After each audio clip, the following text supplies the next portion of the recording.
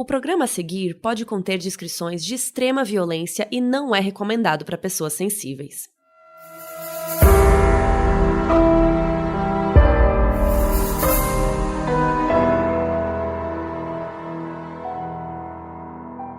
Olá, eu sou a Mabê. E eu sou a Bel Rodrigues. E eu sou a Carol Moreira.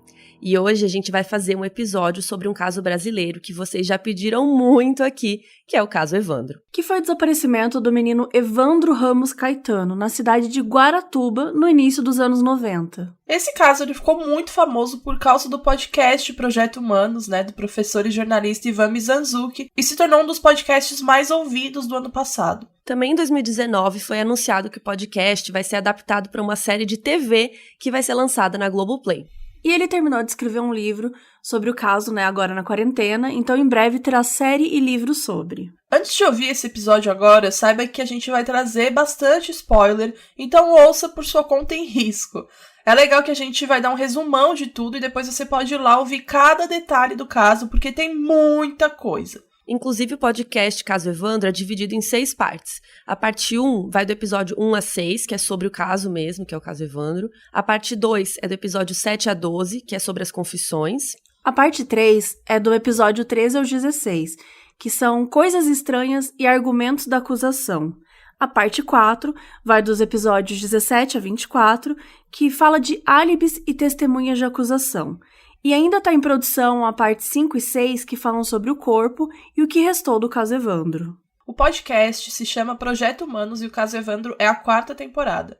7 pessoas foram ligadas a esse crime e depois foi descoberto que as confissões foram feitas sob tortura. Esse caso também é conhecido como As Bruxas de Guaratuba, que se refere às 2 mulheres envolvidas, a Dona Celina e a Beatriz Abage. E essa história ainda fala sobre temas como satânico pânico, preconceito religioso, corrupção, ditadura e tortura. Hoje a gente tenta resumir essa história e no próximo episódio nós teremos uma conversa com o criador do podcast Projeto Humanos, o Ivan Mizanzuki. E esse é o caso Evandro.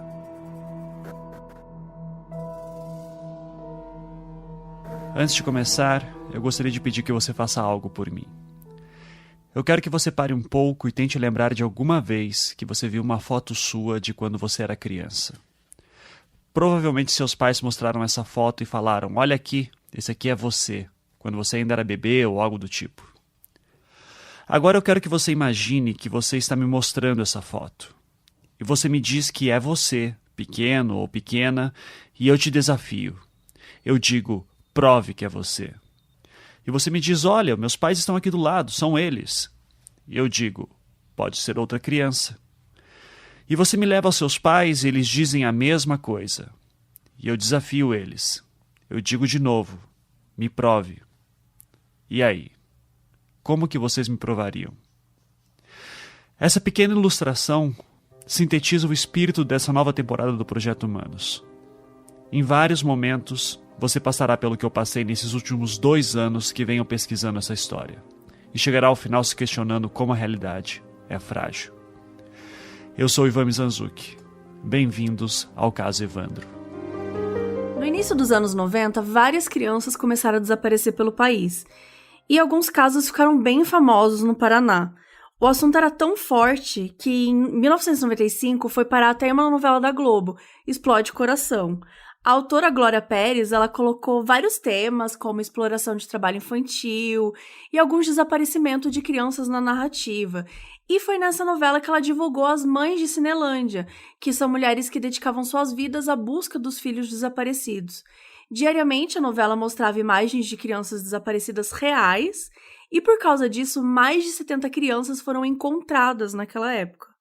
Também criou todo um pânico na sociedade, porque todo mundo tinha medo de que isso fosse acontecer com seus filhos, com a sua família e tal.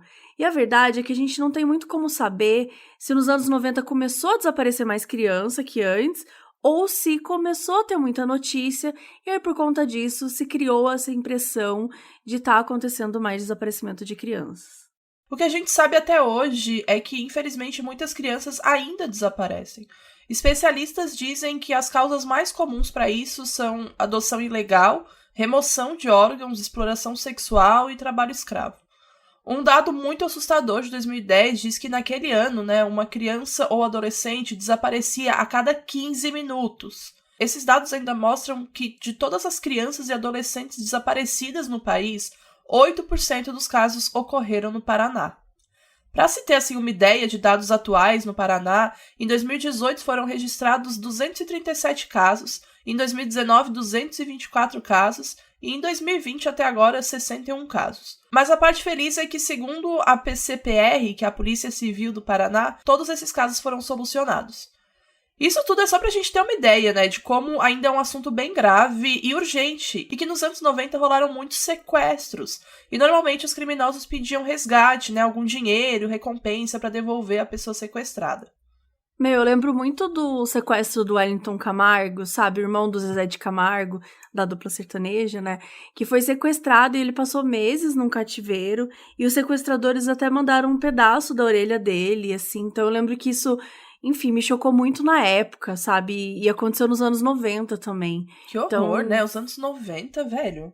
Puxado. Essa história aconteceu na cidade de Guaratuba, que fica no litoral do Paraná. Nos anos 90, a população da cidade era de 18 mil pessoas.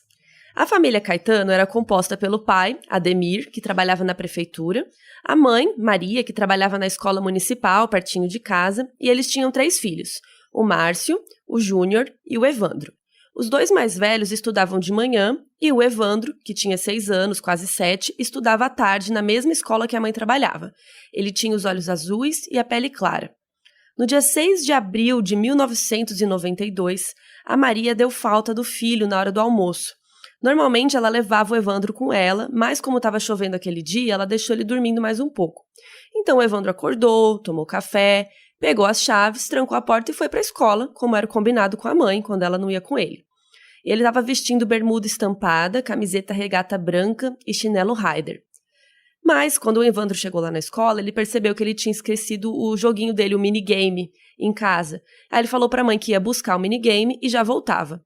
Mas ele nunca voltou. Daí, mais tarde, quando ela deu falta dele, foi para casa e ele não estava lá. E o minigame ainda estava dentro de casa. Então, assim, no mesmo lugar que ele tinha deixado, né? Ele indicava que ele nunca chegou a voltar, ele nunca chegou até a casa dele.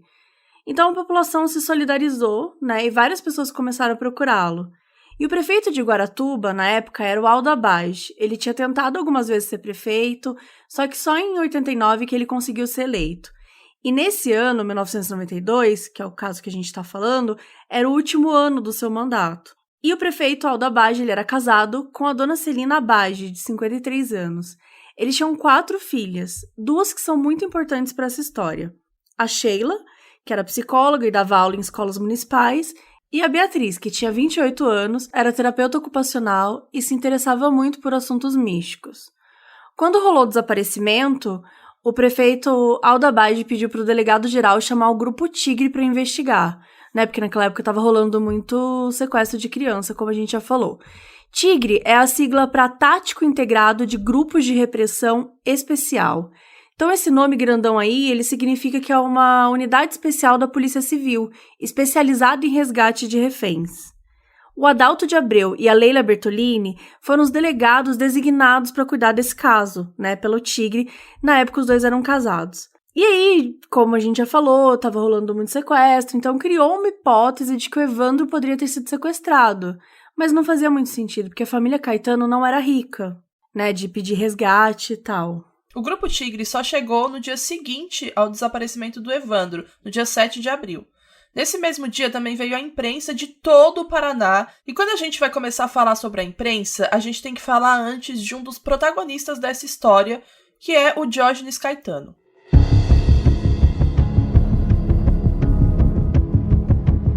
O Diógenes, ele é primo de 2º grau do Evandro e às vezes é referido como tio dele e virou um porta-voz na imprensa.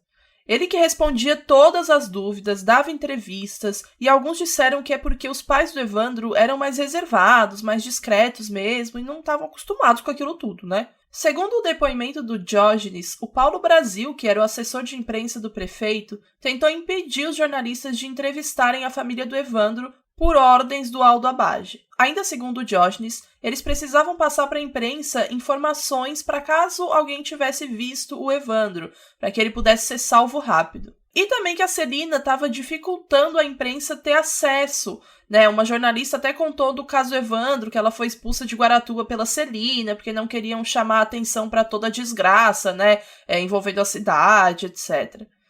E o Diógenes disse para a polícia que o prefeito Aldo teve um caso com a mãe dele e por isso os seus pais teriam se separado. Aqui, só explicando, o Diógenes disse que o prefeito teve um caso com a mãe do Diógenes, tá? E por isso que os pais do Diógenes se separaram. É um pouco complicado, mas só para dar uma explicada.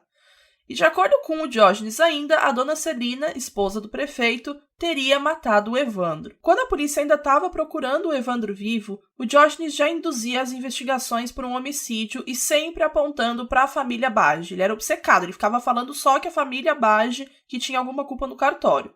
Só que todo mundo da cidade sabia que o Diógenes era adversário político do prefeito Aldo Abage, e que ele distribuía vários panfletos falando mal dele e da gestão da prefeitura num todo. Ao longo dessa história, o Diógenes passou a investigar o caso por conta própria e tentava repassar informações independentes, para o Grupo Tigre. A delegada Leila Bertolini disse que tudo que ele repassava mais atrapalhava do que ajudava e com o tempo eles passaram só a ignorar o Diógenes. E segundo ele ainda, durante uma dessas buscas da população, na madrugada do dia 8 de abril, na quarta-feira, um pai de santo conhecido na cidade, chamado Oswaldo Marceneiro, disse que teve uma visão em um matagal. O Oswaldo lia búzios no centro da cidade e foi ficando conhecido. Ele tinha um assistente, o Davi Santos Soares, e ele era amigo de outro pai de santo, o Vicente de Paula. Esses nomes são importantes, por isso que a gente já está apresentando para vocês. E o Oswaldo Marceneiro atendia várias pessoas da cidade, incluindo a filha do prefeito, a Beatriz. A Davina, que é uma tia do Evandro, contou que na noite do dia 7 de abril, 7 pessoas chegaram na casa do Evandro, se propondo a ajudar de alguma forma.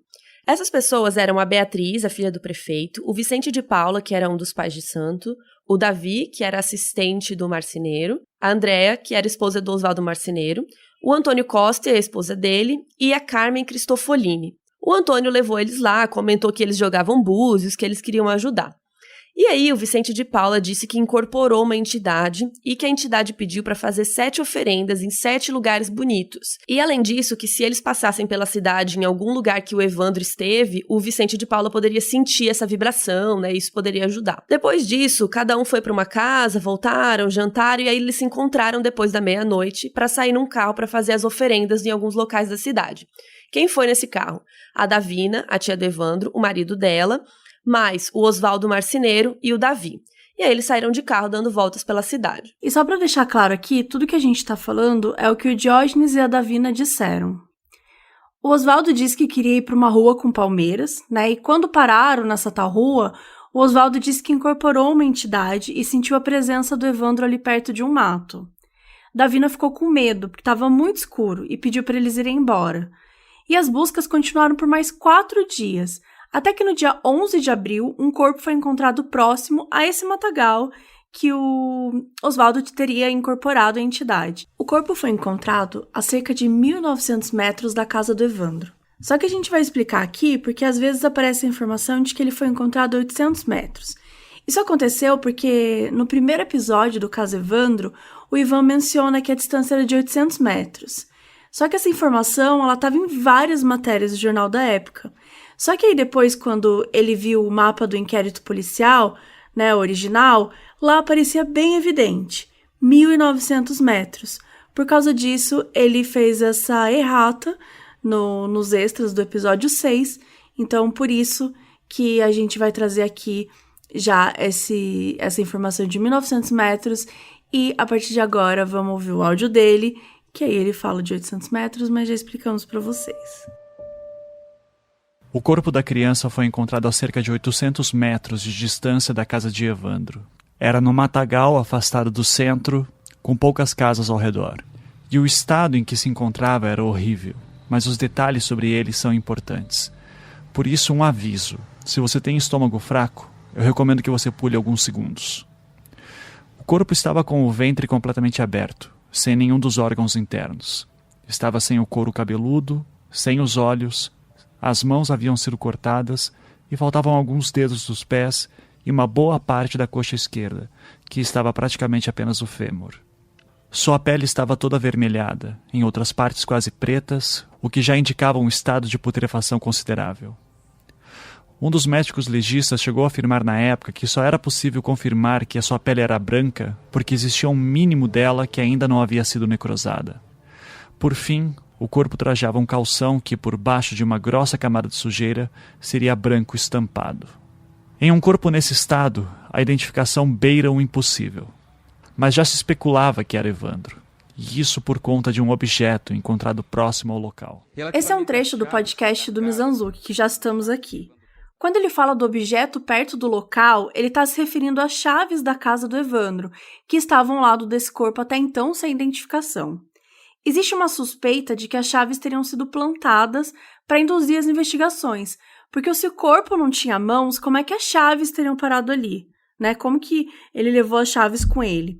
Outra coisa que chamou a atenção é que tinham chinelos novíssimos assim perto do local, que não condizia com o estado que estavam os outros itens, né? Que era um terreno, né? Era um matagal, como a gente comentou. Então, assim, a bermuda, ela estava super imunda e tudo mais. E o corpo estava praticamente irreconhecível. Só conseguiram associar com o Evandro por causa das chaves e da bermuda. Então, o pai do Evandro, o Ademir, ele fez um reconhecimento por causa de uma manchinha que ele tinha nas costas, que o Evandro teria nas costas. E dias depois, o menino foi enterrado. Começaram então a rolar umas passeatas pelas ruas porque a população estava apavorada com a falta de segurança e com tanta criança desaparecida. A Celina Bage, né, a esposa do prefeito, ela impediu uma manifestação pública feita por estudantes. Ela parecia ter muito medo, muito receio de que a cidade de Guaratuba ficasse mal falada, mal vista por conta desse caso. E agora, para continuar falando da investigação, né, a gente acha importante explicar a diferença dos tipos de polícia, para quem não sabe muito e é leigo no assunto. A Polícia Civil é a que fica encarregada de qualquer parte investigativa. É a polícia que tem delegados e é a que deve buscar respostas e solucionar os crimes. Esses policiais usam roupas casuais. Já a Polícia Militar tem um papel mais imediato, né, de vigilância, de repreender atos criminosos no momento em que eles acontecem. Eles fazem o boletim de ocorrência e esses policiais usam a farda, o uniforme que a gente já está acostumado a ver. Então, teoricamente, quem investiga o crime é a Polícia Civil. Certo? Aqui no caso Evandro, quem estava tocando isso era o Grupo Tigre. Como nós já falamos, eles eram parte da Polícia Civil e eles eram especializados em resgate de reféns, sequestro, cárcere privado, essa vibe. E eles investigaram o caso por quase 3 meses, sem muitas respostas.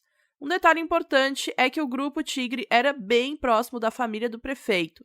Eles ficaram no hotel bem chique da cidade, né, às custas da prefeitura, e até usavam carros particulares deles. No dia 29 de maio, o Diógenes, o tio do Evandro, fez uma denúncia no Ministério Público em Curitiba. E ali, gente, ele falou muita coisa. Mas basicamente ele conta que ele já acusou muito o prefeito, que ele fazia os panfletos reclamando do governo dele e tal, e que por isso, talvez, os Abage poderiam querer se vingar dele. E ele até comentou que ele tinha um filho muito parecido com o próprio Evandro, deixando a entender que os Abage poderiam ter confundido as duas crianças. Ele alegou que a dona Celina era estranha, e olha essa, gente, que um dia ela estava ensinando as funcionárias da creche a limpar uma privada, e em seguida ela teria pegado um copo e tomado água da privada. Isso está no depoimento que o Diógenes fez no Ministério Público em Curitiba. E ele também falou que a Sheila, que era uma das filhas da dona Celina e do prefeito, como tarefa para umas meninas da escola, ela mandava todas se vestirem com roupas brancas de capuz para sair pela noite com velas e ir rodando pela cidade, que elas entravam nos estabelecimentos, passavam e saíam. Uma vibe meio bruxaria também, né? Acho que ele tá dando a entender isso. E também falou mal do Oswaldo Marceneiro como um todo, depois declarou que antes do assassinato do Evandro, esse pai de santo Oswaldo teria dito que algo muito ruim aconteceria na cidade. E aí, de acordo com Diógenes, o Oswaldo estaria envolvido no caso do Evandro e saiu falando isso justamente para depois provar como ele tinha poderes de adivinhação e ganhar mais clientes, mais dinheiro. Ele também disse nesse depoimento que uma mulher chamada Estier foi na casa do Evandro em janeiro e disse para a mãe dele que o seu filho seria raptado. Enfim, gente, é um longo documento. Basicamente, ele fala o que ele acha de tudo isso e fala mal de um monte de gente. E deixa claro também que os Abage estavam muito próximos dos investigadores do Grupo Tigre. Então, assim, tem algumas teorias da conspiração, algumas pessoas pensam, né, falam por aí que dizem que o Diógenes armou para a família Abage.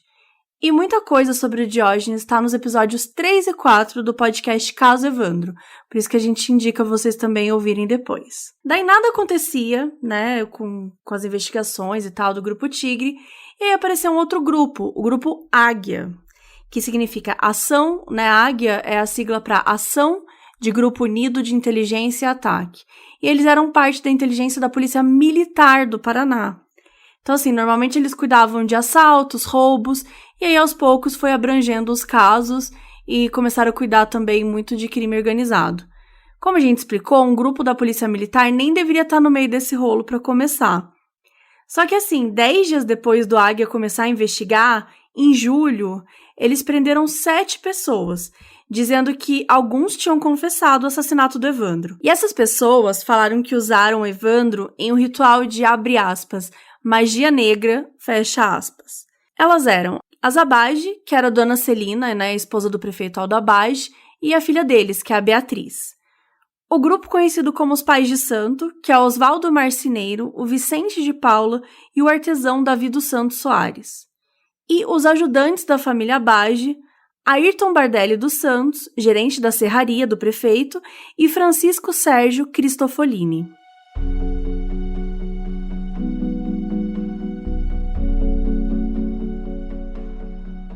A polícia disse que conseguiu confissões dessas pessoas, e eles tinham gravado isso em fitas e divulgado para a imprensa. Dia 1º de julho, o Oswaldo e o Davi foram presos. Em depoimentos formais, sem advogados, o Oswaldo, Davi e Vicente de Paula confessaram o crime e delataram o Bardelli, Cristofolini e a Zabage, né, a dona Celina e a Beatriz. E na manhã do dia 2 de julho, elas foram presas e confessaram tudo. A polícia tinha 4 fitas de confissões com 4 dos 7 envolvidos, a dona Celina, a Beatriz, o Oswaldo e o Davi. Mas as confissões não batiam em todos os fatos, e as fitas têm vários cortes.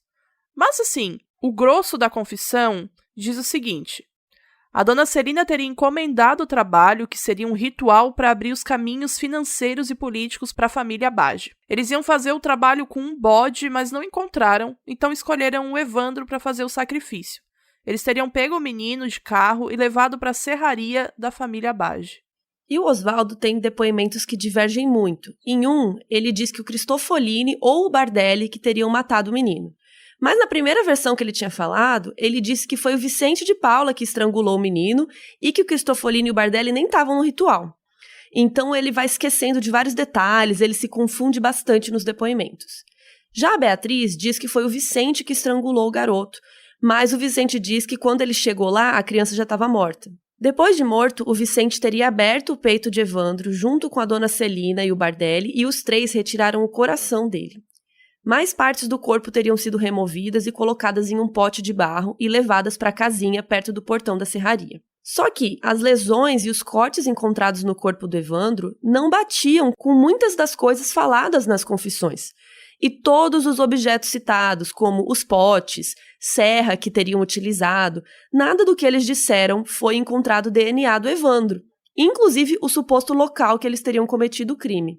Que isso também mudou. No começo o Oswaldo dizia que foi no meio do mato, depois dizia que foi na serraria, não era muito coeso. E os suspeitos ajudantes da família Abage, que era o Bardelli e o Cristofolini, eles nunca confessaram nada. E existe uma teoria que esses 2 últimos foram incluídos na história para o número de pessoas dar o número 7, porque estava se falando muito sobre o número 7, que era um número cabalístico, né, místico, que foi escolhido para esse ritual. Então, eles falavam até nas reportagens, né? Evandro tem 7 letras, que eles teriam cobrado 7 milhões de cruzeiros e ficava nessa onda dos 7. É importante a gente frisar como o termo magia negra é pejorativo, né? E reforça o preconceito racial. Essa é uma expressão ultrapassada que implica que a palavra negra é prejudicial e associa a negatividade de alguma maneira. O racismo e a intolerância religiosa contra umbandistas moldaram boa parte da opinião pública e imaginário popular de Guaratuba e de todo mundo que conheceu a história como, abre aspas, as bruxas de Guaratuba, fecha aspas. Partindo de um princípio, né, onde a intolerância religiosa predominava as nuances de toda a narrativa do caso. Umbanda, candomblé e religiões de matriz africanas ou afro-brasileiras são sempre muito discriminadas, e a gente não pode deixar de pontuar isso nesse caso porque a intolerância religiosa foi a nível nacional aqui, Então, muitas vezes passando despercebida mesmo aos olhos de uma população que queria justiça e não se importou em minimizar e depreciar a cultura de todo um povo. O pai de santo, ou babalorixá, é o sacerdote do candomblé. A nomenclatura não é à toa, né? Especificamente no candomblé, o pai de santo cuida de diversas pessoas. Ele literalmente cuida. Ele é a figura paternal do terreiro dele. Tanto ele quanto a mãe de santo, eles ensinam, aconselham e orientam. E requer anos de estudo, prática e seriedade. Então, implicar que o pai de santo é uma figura mística, um espírito maligno ou qualquer coisa do tipo, partindo sempre de um ponto de vista católico, é intolerância religiosa, né? Essas pessoas são ameaçadas, são perseguidas por suas práticas há anos, sempre com esse preconceito vindo de quem nunca se deu o trabalho de conhecer as religiões afro-brasileiras.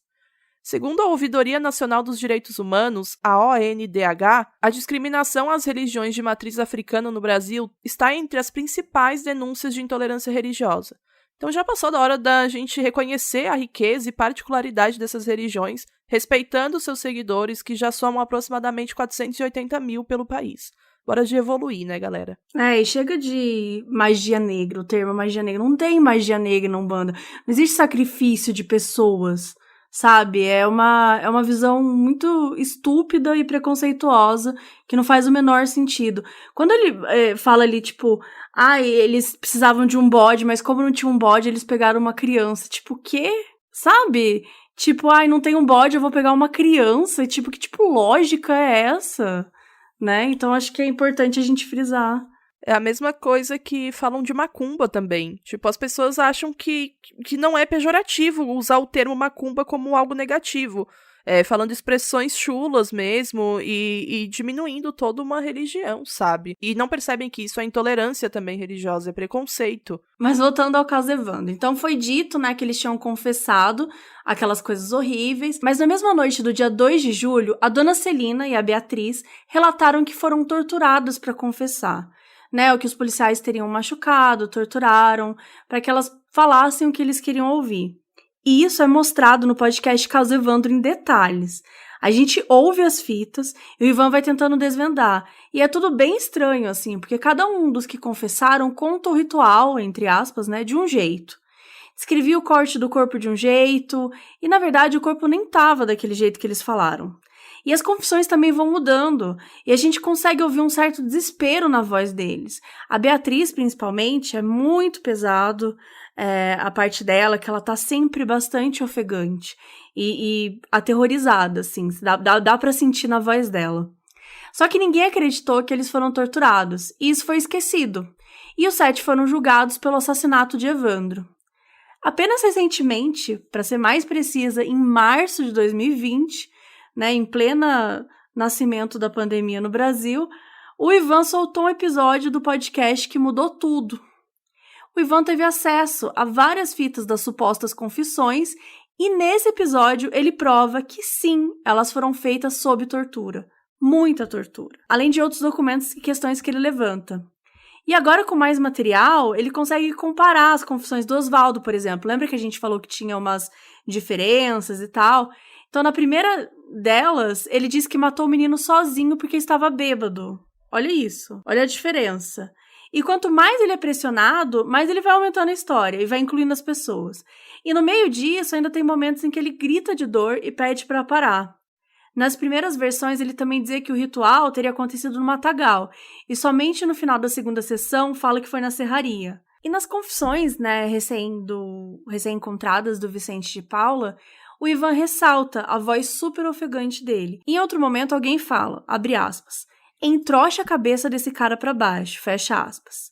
Entroxar é tipo enfiar. Em uma fita da confissão do Davi dos Santos Soares, ele também tá super ofegante e ele até fala que eles também tinham raptado o menino Guilherme Tiburtius, que é um menino que tinha desaparecido lá no Paraná também, em junho de 91. Mas o Davi fala como se eles tivessem feito isso na época do carnaval, que não bate, não é junho o carnaval. E o Ivan também teve acesso a outra fita da confissão das mulheres Abage, e elas foram levadas para uma chácara onde foram torturadas. O Davi e o Oswaldo foram torturados na casa do Stroessner, que é ex-presidente do Paraguai, e depois o Oswaldo também foi levado para tal chácara. E essa fita é bem interessante porque ela tem partes que não estão na fita do processo, e a fita do processo tem partes que não estão nessa fita. Ou seja, claramente a fita que foi pro processo foi editada com o propósito de comprometer mais as rés. A Beatriz tinha comentado pros advogados e tal, que quando ela estava sendo torturada e falando o que eles queriam que ela falasse, ela tentou demonstrar que estava sendo coagida. E nessa fita nova dá pra ouvir ela falando: "Isso não é verdade, eu tô inventando". Aí o policial pergunta: "O que tá inventando?" Ela responde: "Nada, eu tô falando sozinha". E aí a fita corta. Se você quiser saber todos os detalhes, escuta o podcast do caso Evandro. Esse episódio que a gente tá falando agora é o episódio 25, que chama 7 segundos. No dia 3 de julho, rolou uma coletiva de imprensa com o Oswaldo Marceneiro, o Davi dos Santos e o Vicente de Paula contando detalhes de como supostamente cortaram o corpo e retiraram o coração. E ali, o Oswaldo Marceneiro também acusou o Cristofolini e o Bardelli de também terem cometido o assassinato. A dona Celina e a Beatriz já tinham um advogado, e o advogado conseguiu livrar elas de ter que falar nessa coletiva. Então, nesse mesmo dia, o Cristofolini e o Bardelli, que estavam sendo acusados, que ainda não estavam presos, eles foram presos nesse dia, no dia 3 de julho. A forma como a imprensa divulgou as prisões dos dois é bem diferente de como esses depoimentos estão registrados. A população, gente, ficou enfurecida, tentaram invadir a casa do prefeito, apedrejar, tacar fogo. É o que a gente fala, né? O Lollapalooza. A galera vai lá querer fazer justiça com as próprias mãos. E na época, o prefeito ele foi deposto do cargo. No dia 7 de julho, o Grupo Águia criou um dossiê que levou o nome de Operação Magia Negra. E todos os 7 foram presos. Mesmo sem outras provas, somente foram presos por causa das confissões. Eles fizeram varredura na serraria do prefeito e na casa de todos eles e não encontraram nada comprometedor. A Polícia Civil falou que a Polícia Militar teve falhas na investigação, tipo rasparem o cabelo do Oswaldo. Eles nem sabiam que a Polícia Militar estava investigando também. Tava uma confusão, gente. O secretário de Segurança do Paraná, o Moacir Favetti, achou que o Grupo Tigre estava sendo ingênuo e estava sendo enganado e conduzido em pistas falsas pela Celina Bage. Então ele colocou o Grupo Águia para investigar por conta disso. E aí, 2 meses antes do Evandro desaparecer, um outro menino, chamado Leandro Bossi, de 7 anos, também tinha desaparecido. Ele era filho de um pescador e de uma camareira. Ele foi visto pela última vez no dia 15 de fevereiro de 92, no show do Moraes Moreira, na praia central de Guaratuba. A imprensa, na época, não deu muita atenção ao caso. A polícia não tinha conectado o caso do Leandro com o do Evandro. Isso aconteceu somente depois que os 7 acusados foram presos. Os 2 meninos eles se pareciam fisicamente e os casos poderiam estar ligados. Afinal, o Leandro desapareceu em fevereiro e em abril desapareceu o Evandro. Era natural ligar os 2 casos.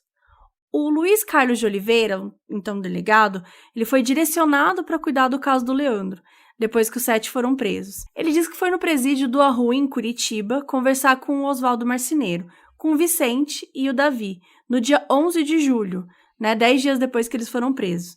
E que nesse dia eles relataram o rapto e o assassinato de Leandro num ritual de forma parecida com o de Evandro. Daí aconteceu uma cariação entre os 5 homens presos para verificar a história toda, a cariação é você junta todo mundo na mesma sala e vai batendo os fatos, já que tinha muita informação que não batia. De acordo com o delegado Luiz Carlos, dia 12, o Oswaldo Marceneiro pediu para falar com ele em outra sala e mostrou os hematomas nas costas. E o delegado perguntou se ele cometeu um crime, e o Oswaldo disse que ninguém nunca tinha perguntado isso pra ele ainda, e que ele não tinha cometido crime nenhum. Tinha muita gente que achava que o corpo encontrado nem era o do Evandro, e sim do Leandro Bossi, porque o corpo estava muito decomposto para um corpo que tinha sumido tão poucos dias, E parecia um corpo que esteve congelado. Um outro momento chocante dessa história foi quando, em 96, uma mulher de Manaus achou que o filho adotivo dela parecia muito com o Leandro Bossi. Ela dizia que tinha encontrado esse menino na rua e que ele poderia ser o Leandro. Esse menino chamava Diogo Rodrigo Moreira e ele causou muita comoção. O Diogo foi levado para Curitiba, todos choraram. O menino começou a falar com a família Bossi, falou que ele lembrava de umas coisas, outras não. O pai ficou incrédulo, todo mundo chorava, foi o caos. O advogado do grupo dos pais de santo foi até reclamar, porque se o menino estava vivo, por que estavam acusando os clientes dele? Então, isso causou muita repercussão. No fim, gente, fizeram um exame e descobriram que o menino nem era o Leandro Bossi. Bom, ninguém foi condenado pelo caso do Leandro, seu caso permanece aberto e ele ainda está desaparecido até hoje. No dia 13 de julho, aconteceu outra cariação, dessa vez entre as Abage e os 3 do grupo dos Pais de Santo. Nesse dia, o Oswaldo mudou seu depoimento, dizendo que ele também tinha sido torturado.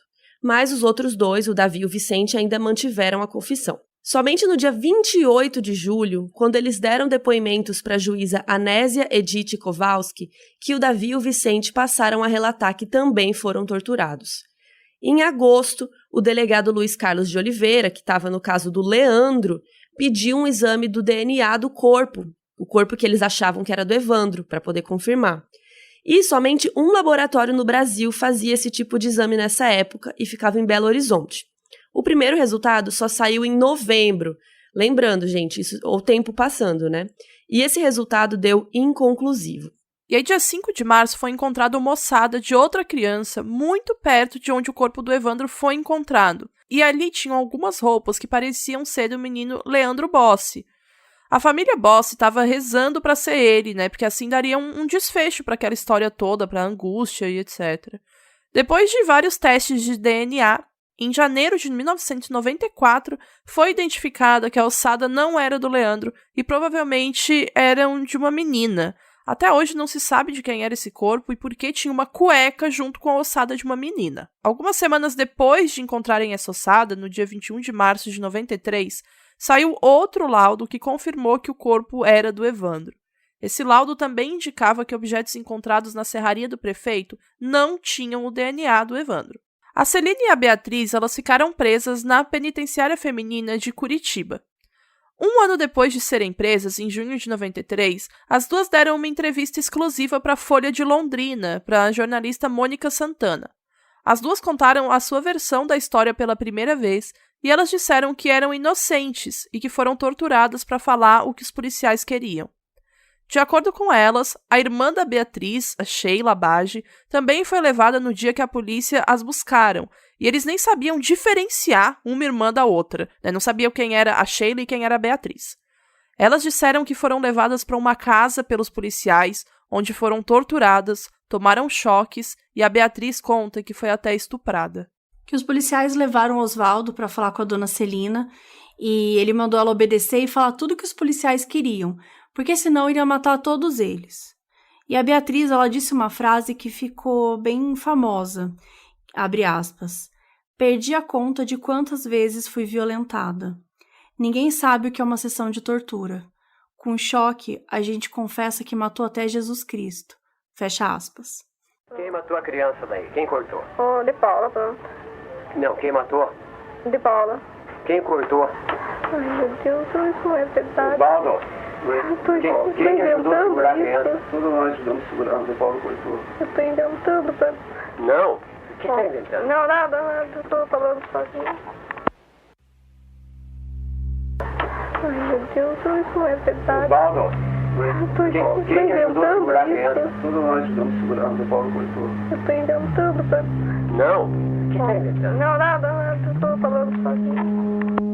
Bom, tem aí um pouquinho, né, um trechinho dessa confissão, e se vocês quiserem ouvir tudo, dá pra ouvir lá no episódio 25 que a gente já citou. Daí a dona Celina, né, e a Beatriz ficaram presas em regime fechado. Em 1995, enquanto elas estavam presas, o Aldo Abage faleceu. Ele estava no hospital, inclusive, elas conseguiram uma liberação para visitar, e é super interessante contar essa história, porque elas mentiram para ele que estavam em liberdade para que ele pudesse morrer em paz. Então essa parte é bem triste. Em março de 1996, elas conseguiram uma liberação para prisão domiciliar. E em março de 1998, começou o julgamento da dona Celine e da Beatriz Abage. Elas foram acusadas de serem mentoras de sequestro e assassinato do Evandro para usar o corpo em um ritual de magia negra. Foram 34 dias de julgamento, foi o júri mais longo que aconteceu no Brasil até uns anos atrás e o mais longo do Paraná. Uma coisa super triste e estranha, né, que rolou, foi que como elas tinham declarado que foram torturadas, elas foram examinadas, né, na época. E de acordo com as duas, os médicos examinaram super rápido e não foram nada detalhistas. Para piorar, os policiais que as torturaram acompanharam os exames. Mas os dois médicos, Manabu Jojima e o Raul de Moura Rezende, negaram que os policiais estavam lá. O Raul diz que perguntou onde Beatriz tinha sido lesionada e que ela tinha mostrado somente o dedão e o rosto, e que as duas não falaram mais nada. Eis que alguns dias antes do depoimento do médico Raul de Moura, ele cometeu suicídio.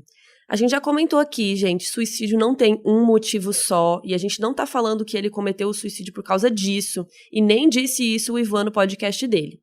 A carta que ele deixou de despedida era super pessoal e também citava que ele estava sob pressão porque teria que testemunhar em breve.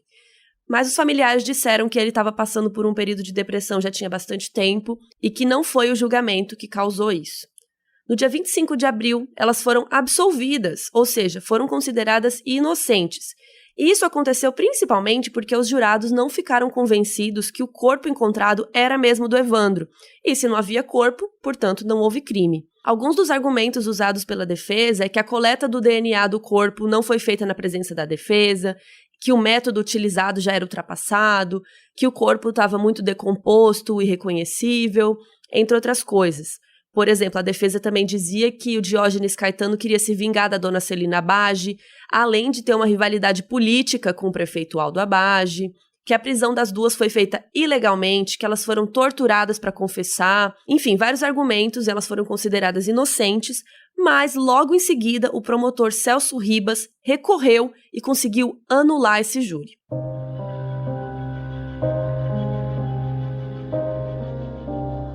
E aí, em 99, aconteceu o primeiro julgamento do grupo dos pais de santo, né, que são Oswaldo Marceneiro, Vicente de Paula Ferreira e Davi dos Santos. Esse júri de 1999 não foi até o fim, por isso, em abril de 2004, ocorreu outro julgamento, e esse julgamento levou 6 dias. Antes disso, houve várias tentativas de julgamento deles, e em uma delas o advogado de defesa abandonou o plenário, alegando cerceamento do direito de defesa dos réus, ou seja, falando que a defesa estava prejudicada e que não poderiam prosseguir.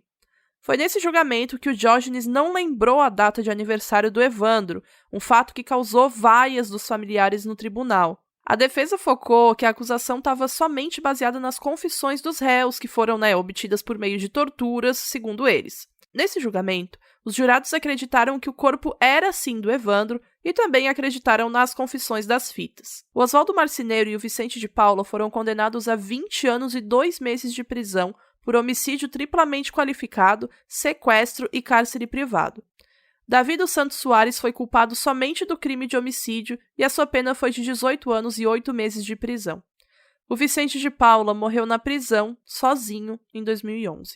Ayrton Bardelli dos Santos foi acusado de ter mantido o Evandro em cativeiro, e o Francisco Sérgio Cristofolini foi acusado de ter participado do suposto ritual. E aí, em junho de 2005, os dois foram julgados e absolvidos. Só que para o advogado da defesa, essa absolvição poderia colocar em xeque o julgamento anterior do Marceneiro, de Paula e do Davi dos Santos. Então o Ministério Público do Paraná tentou recorrer. E aí, em março de 1999, um ano depois que as Abage foram absolvidas, o julgamento da dona Celina e da Beatriz foi oficialmente anulado. O Ministério Público conseguiu comprovar que o corpo era de Evandro. E esse julgamento só foi retomado em 2011. Em 28 de abril de 2011, aconteceu esse novo julgamento da Beatriz Abage. A sua mãe, dona Celina, já estava com 72 anos e por isso não era mais elegível para ser punida. Tem uma lei no Brasil que depois dos 70 anos, ou antes dos 21, pode ser reduzido o prazo de prescrição. Resumindo em palavras bem simplistas, a dona Celina já era idosa e a lei não permitia mais que ela fosse julgada por esse crime, que já tinha acontecido há mais de 15 anos. Durante o julgamento, Beatriz deu depoimento por cerca de 1 hora, mas isso aconteceu sem a presença do público. Ela foi condenada a 21 anos de prisão, mas recorreu da decisão. Em 2015, ela entrou com um pedido de indulto, que é tipo um perdão, assim. Em 2016, finalmente mandaram um pedido de prisão, mas aí o processo de indulto dela foi concedido. E aí o Ministério Público do Paraná tentou recorrer contra esse indulto, foi uma confusão, mas eles não conseguiram, então hoje a Beatriz está livre. Enquanto tudo isso acontecia, a Beatriz Abage resolveu cursar Direito, mas por causa do seu processo na Justiça, ela não consegue ser qualificada com o exame da OAB. E depois que o caso Evandro saiu no podcast do Ivan Mizanzuki, ela passou a responder comentários das pessoas no Reddit sobre o caso. Ela diz que todo o dinheiro que a família tinha foi gasto com advogados. Ela também contou que na penitenciária que ela ficou com a mãe por alguns anos, os carcereiros soldaram uma janela basculante que tinha lá para que as bruxas não pudessem fugir como, abre aspas, uma nuvem quase invisível de fumaça e fugissem através de algum quadrado da grade de ferro, deixando para trás um sufocante cheiro de enxofre, fecha aspas. E em 2012, o Diógenes Caetano publicou um livro sobre o caso que chama A Verdadeira História do Caso Evandro, e nesse livro ele relata como supostamente foi feito o sacrifício do menino para uma entidade. E a gente precisa falar também da polêmica recente, né, do advogado do Bolsonaro, o Assef. Então, assim, gente, esse caso, ele é, assim, peculiar, né? A história é tão intensa que conseguiram trazer até o Bolsonaro para o caso Evandro. Mas calma que a gente explica. O Fred Wassef, em um tweet, ele é o advogado do Flávio Bolsonaro que estava escondendo Queiroz na casa dele em Atibaia. Até aí tudo bem. Só que não. Aí, do nada, em junho, começaram a relacionar ele com o caso Evandro. Mas como assim, né? Porque ele ficou famoso aí esse ano agora por conta de ter encontrado Queiroz na casa dele, aí o nome chamou atenção. Aí você sabe que nessa hora a internet puxa a ficha toda das pessoas. E aí começaram a relacionar ele com o caso Evandro. Por quê? O Assef, ele foi suspeito num caso de criança desaparecida em 1992. Por quê? Ele fazia parte de um grupo que era acusado de ser satânico, sequestrar crianças e fazer rituais secretos de sacrifício. E assim, tudo isso começou com aquela denúncia do Diógenes lá atrás, que achava que tinha algo a ver com a família do prefeito. Daí foi quando o Grupo Águia entrou, a gente também falou sobre isso. Daí no depoimento, o Oswaldo pôs o nome do Leandro Bossi na roda, que eles também eram responsáveis pelo desaparecimento dele, que tinham sido pagos para vender uma criança para uma gringa loira e gorda, palavras dele. Daí o delegado que cuidava do caso, do Bossi, que a gente também já comentou aqui, foi investigar essa outra parte. E tinha um grupo de argentinos em Guaratuba nessa época. Valentina de Andrade e o marido José Teruggi, que é o argentino, né, eram os líderes desse grupo. E esse grupo argentino estava no hotel Vila Real, que é o hotel que a mãe do Bossi trabalhava de camareira, e que o menino, né, o Leandro Bossi, frequentava lá bastante. E o grupo argentino também estava lá na época que o Leandro Bossi desapareceu e que o Evandro desapareceu também. Esse é aquele hotel que a gente falou que era chique, né? Que ficavam o que o grupo Tigre ficou, tudo, etc. E o Assef estava nesse grupo aí, hospedado no hotel e tal. Só que detalhe, a Valentina não era gringa, não era gorda e não era loira. E, tipo assim, não é que ela não era uma das opções, ela não era simplesmente nenhuma das opções. Porque tudo isso foi por conta da confissão do Oswaldo Marceneiro, falando da opção lá da gringa loira. Só que essa confissão, como a gente já sabe, ela foi feita sob tortura. Ou seja, a gringa loira nunca existiu de verdade. Isso tudo foi em 92, na época que estava rolando todo o lance do caso Evandro. E aí o delegado cismou e pediu para a juíza prender a Valentina, né? Prender os argentinos tudo.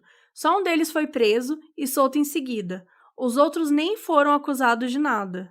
A Valentina, anos depois, ela vai ser acusada de crimes com crianças em Altamira, até o que ficou conhecido como Caso dos Meninos Emasculados em Altamira, que foi uma série de crimes no interior do Pará entre 1989 e 1993. Só que esse é um outro caso que merece atenção depois, porque a investigação da polícia apresenta uma série de falhas, como, por exemplo, eles não apresentaram provas nenhuma contra os indiciados. Inclusive, esse é o tema da 5ª temporada do Projeto Humanos, então se vocês quiserem saber mais, aguardem nosso resumo no futuro dessa temporada aí. Então, por tudo isso que eu falei, que é o motivo pelo qual o Assef é ligado a esse caso, mas no fim não é ligado a nada, o grupo não tem nada a ver, não tem nenhuma acusação, não tem ninguém foi preso por causa disso e não teve nenhum pedido de prisão para o Assef. Então, o Ivan ele fez uma thread explicando muito mais detalhadamente isso lá no Twitter dele, ele colocou até fixado, então eu recomendo vocês irem lá ler tudo. E no próximo episódio nós teremos o Ivan aqui com a gente. Sucesso! Olha o nível que a gente tá. A gente conversou por 3 horas e 2 minutos, pra ser bem específica com ele. Além do futrico que rolou depois quando a gente não tava gravando. Daí isso a gente não precisa também deixar muito, muito claro. E o episódio tá muito legal. Então, por favor, gente, não percam, porque foi incrível. Nossa, eu tô até agora muito honrada desse bate-papo. Eu, como fã número 2 do podcast Evandro, porque a primeira fã é a minha mãe. A minha mãe é a da Mabê. E aí depois vem a gente. E a gente também queria lembrar para vocês apoiarem a gente no Catarse, para continuarmos trazendo convidados incríveis como o Ivan. É catarse.me/modusoperandi e qualquer quantia é válida, qualquer quantia vai nos ajudar muito. E se você não pode ajudar financeiramente, não tem problema, só compartilhando o episódio, conversando com a gente nas nossas redes, que é @moduspod, tanto Instagram quanto Twitter, vocês já ajudam bastante a difundir a palavra do Modus Operandi aí pelo pessoal. A gente espera que vocês tenham gostado desse episódio do Caso Evandro e até semana que vem com o Ivan Mizanzuki.